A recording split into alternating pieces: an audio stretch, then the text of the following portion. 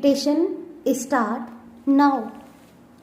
It will be useful to recall that prior to 1973, an accused could be detained for continuous and consecutive period of 15 days after judicial scrutiny and supervision. The CRPC of 1973 contains a new proviso which has the effect of circumscribing the power of the magistrate to authorize detention of an accused person beyond a period of 90 days where the investigation relates to an offence punishable with death, imprisonment for life, or imprisonment for a term of not less than 10 years and beyond a period of 60 days where the investigation relates to any other offence. Drawing support from the observations contained in the judgment of Honorable Division Bench in Gopal Singh versus State of Bihar,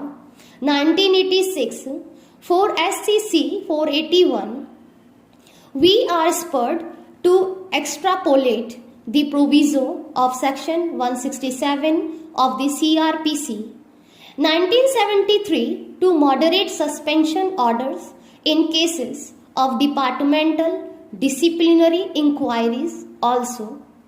It seems to us that if Parliament considered it necessary that a person be released from incarceration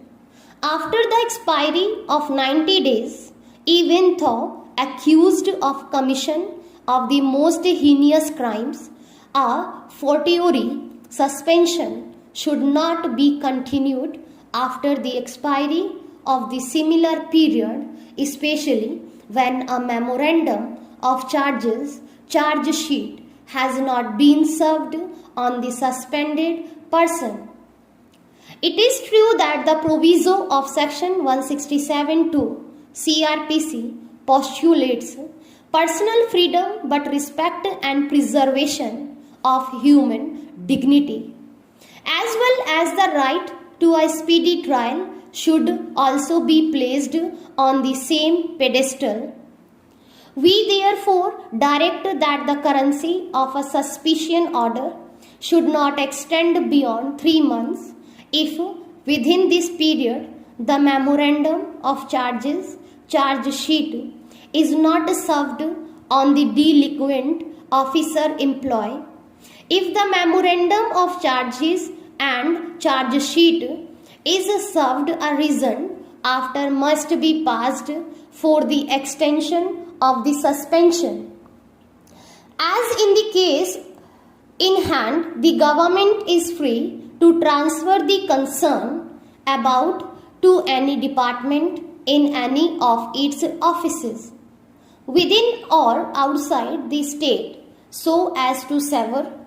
any local or personal contact that he may have and which he may misuse for obstructing the investigation against him. The government may also prohibit him from contacting any person or handling records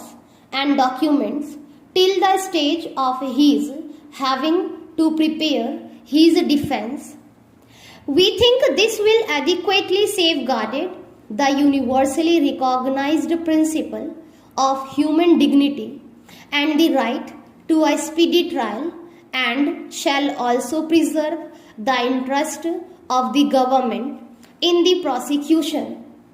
We recognize that previous constitution benches have been reluctant to quash proceedings on the grounds of delay and to set time limits to their duration.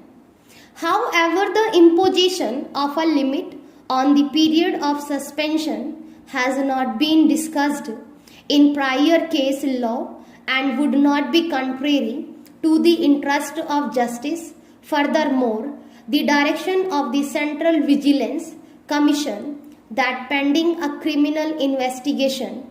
departmental proceedings are to be held in abeyance stands superseded in view of the stand adopted by us.